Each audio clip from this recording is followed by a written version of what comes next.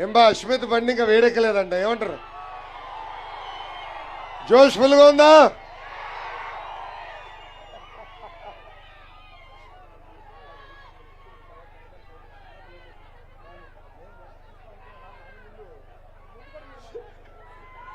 మనకెప్పుడు body వేడుంటుందా లేదా? ఎప్పుడు temper రోడ్లోనే ఉంటుందని ఒక్కసారి లోకేష్ గారికి చెప్పాలి మీరంతా. మరి మొదలు పెడదామా?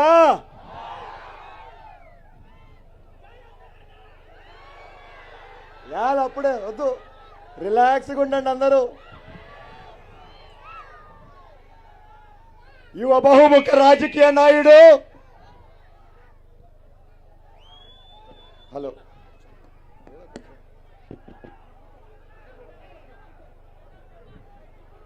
హలో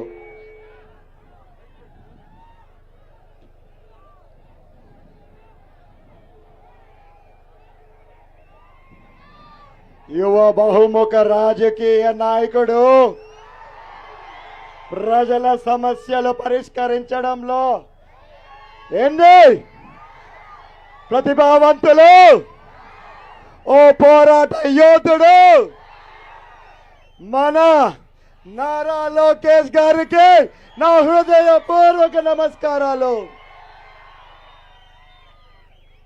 కేవలం నేను బాగుంటే చాలనుకున్న ఈ రోజుల్లో నాకు ఏమైనా పర్లేదు, నా రాష్ట్ర ప్రజలు బాగుంటే చాలని ముందుకొచ్చిన ప్రతి ఒక్క జన త్యాగ రాజులకి నా హృదయపూర్వక నమస్కారాలు. అంతే కదా, త్యాగమూర్తులే కదా మన జైన సైకులు, అవునా కాదా? అదేవిధంగా ఎన్ని కష్టాలు పడినా, ఎన్ని నష్టాలు జరిగినా ఎత్తిన జెండా దించకుండా జై జై కొడుతున్న ప్రతి ఒక్క పసుపు సైనికులకి, ప్రత్యేకంగా చేసి అభిమానులకి వందనం వందనం అభివందనం. అన్నా లోకేష్ అన్నా, ఈరోజు నేను పార్టీ తరఫున మాట్లాడడానికి రాలేదు, కానీ మా ప్రజలు తాడి ప్రజల తరఫున మాట్లాడడానికి కోసం మీ ముందుకు వచ్చాను.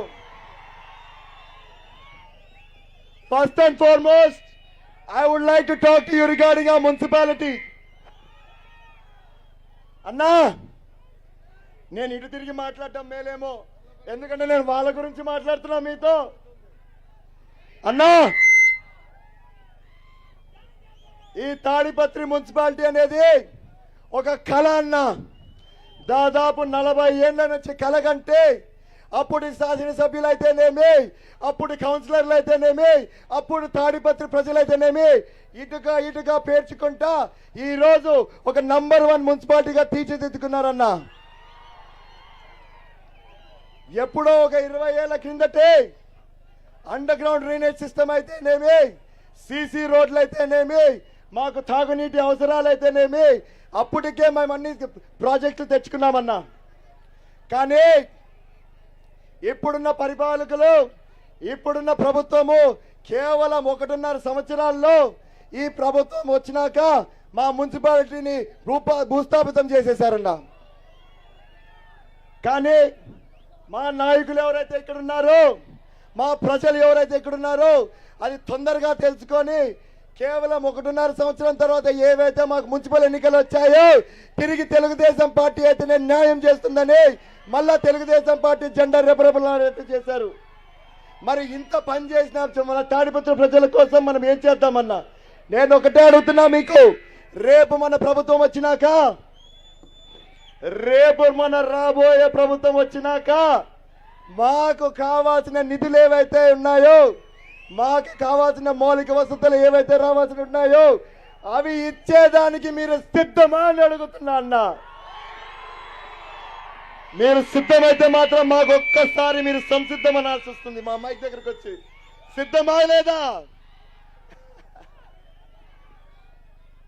అదే విధంగా వద్దు అదే విధంగా మా ప్రాంత మనుషులు చాలా కష్టజీవులన్నా. నేను కష్టజీవులని ఎందుకంటున్నానంటే మా జనము కేవలం కన్నీటితోనైనా కూడా సాగు చేసి పంటలు పండించే శక్తి మా వాళ్ళకు ఉందన్న. మరి ఈ కష్టజీవుల కోసము దాదాపు 50,000 ఎకరాలు సాగు చేసేందుకు ఆ కాలంలోనే ఒక చాగల రిజర్వాయర్ అయితేనేమి, ఒక పెండేకల్ రిజర్వాయర్ అయితేనేమి, ఒక వడుగురు బ్రాంచ్ కెనాల్ అయితేనేమి, ఒక యాడికి బ్రాంచ్ కెనాల్ అయితేనేమి, ఇటువంటి ప్రాజెక్ట్స్ ఎన్నో చేపట్టినామన్నా. కానీ మాకు సమస్య ఎక్కడ వస్తుందంటే దీనికి అవసరమైన నీటి మాత్రం కేటాయింపులు లేవు మాకు. నేను ఒకటే అడుగుతున్నా, రేపు మన ప్రభుత్వం వచ్చినాక మరి మీరు సిద్ధమా అని అడుగుతున్నానన్నా మాకు నీళ్ళు కేటాయించేదానికి. అదేవిధంగా అన్నా మీ అందరికి తెలిసిండేదే, ఇది ఒక కరువు జిల్లా. అందులో తాడిపత్రికి ప్రత్యేకంగా ఎక్కువగా నీటి సమస్య ఉంది. మరి 2006లో అప్పటి శాసనసభ్యులు అయితేనేమి మన జేసీ దివాకర్ రెడ్డి గారు, అదేవిధంగా జేసీ ప్రభాకర్ రెడ్డి గారు ఇది గుర్తించి మాకు జేసీ నాగిరెడ్డి స్కీమ్ అని చెప్పి ఒక తాగునీటి పథకం తెచ్చారన్న. మరి ఈ తాగునీటి పథకం కేవలం తాడిపత్రే కాదు, పక్కనున్న సింగనమలకు కూడా ఉపయోగపడుతుంది. అదే మళ్ళా మన హయాంలో 2014 నుంచి 2019లో మీరు ఎప్పుడైతే పంచాయతీరాజ్ మంత్రిగా ఉన్నారో మీ దగ్గరకు వచ్చి ప్రత్యేకంగా ఒక 125 కోట్లకి ఈ ప్రాజెక్ట్ ఎక్స్టెన్షన్ కోరాం. మీరు శాంక్షన్ చేశారు. కానీ ప్రస్తుత పాలకులు ఎవరైతే ఉన్నారో ఈ ప్రాజెక్ట్ని మాత్రం పూర్తి చేయలేకపోయినారన్న. మరి రేపు మన ప్రభుత్వం వస్తే మా తాడిపత్రి దాహర్తు తీర్చేదానికి మీరు సిద్ధమా అని నేను మిమ్మల్ని అడుగుతున్నానన్నా. అదేవిధంగా మా నియోజకవర్గంలో దాదాపు 20,000 పైగా చేనేత కార్మికులు ఉన్నారన్న. మరి ఈ చేనేత కార్మికులకి రావాల్సిన ముడిసరికి అయితేనేమి, రావాల్సిన సబ్సిడీలు ఏవైతే ఉన్నాయో ఇవి ఏవి అందట్లేదు. అందుకని ప్రస్తుతం ఎవరైతే ఉన్నారో ఈ చేనేత కార్మికులు వాళ్ళు వేరే పని చూసుకుంటున్నారు. అదేవిధంగా కొత్తగా రావాలనుకుంటున్న వాళ్ళు భయపడుతున్నారు. మరి రేపు మన ప్రభుత్వం వచ్చాక వీళ్ళని ఆదుకుంటారా లేదా అని సభాముఖంగా మిమ్మల్ని అడుగుతున్నానన్నా. నేను అన్నా మనకి సమయం ఎక్కువ లేదు, అందుకే అన్నా తొందరగా కట్ చేయబోతున్నాను. ఇది చాలా ఇంపార్టెంట్, మీరు దృష్టి సాధించాల్సిందే దీనిపైన. మన ప్రాంతంలో ఉన్న ఇండస్ట్రీస్ గురించి మాట్లాడబోతున్నాను నేను.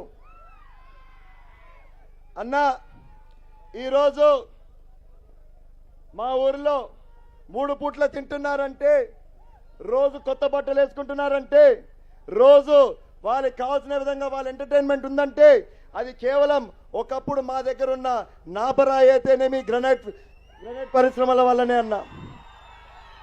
కానీ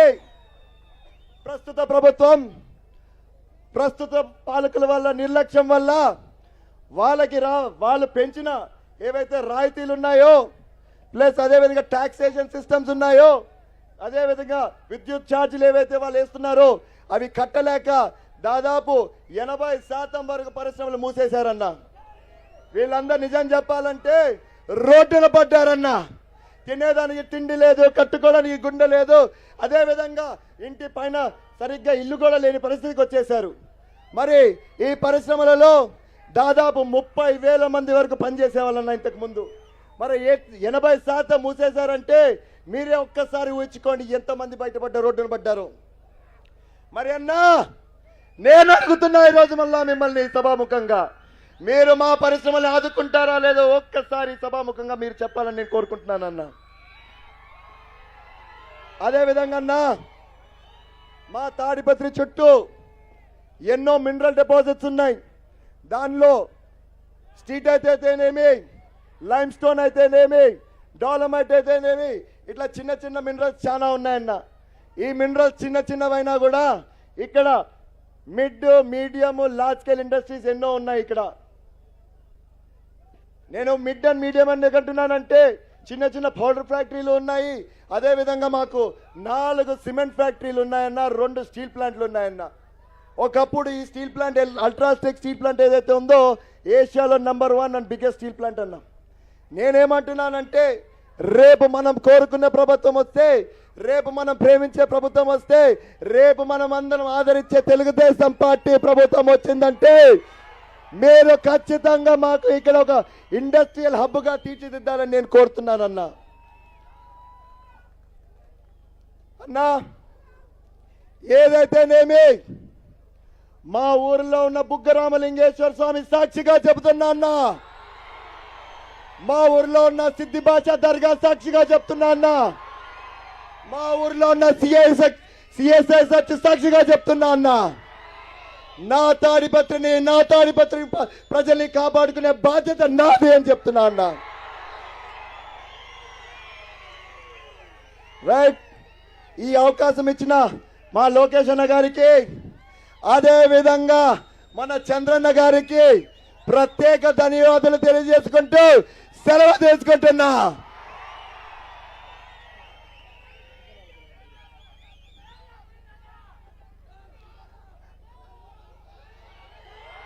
ఆగండి. నెక్స్ట్ మన దగ్గరికి ముందుకొచ్చి మాట్లాడేది ఎవరో తెలుసా?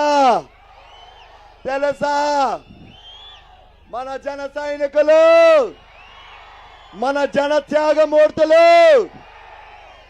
మేమైనా పర్లే, మన రాష్ట్రం బాగుండాలనుకుని కోరుకున్న వారు మన శ్రీకాంత్ని, ఎవరైతే తాడిపత్రి జనసేన ఇన్ఛార్జిగా ఉన్నారో వారి ముందుకొచ్చి 2 నిమిషాలు మాట్లాడాలని కోరుకుంటున్నాను.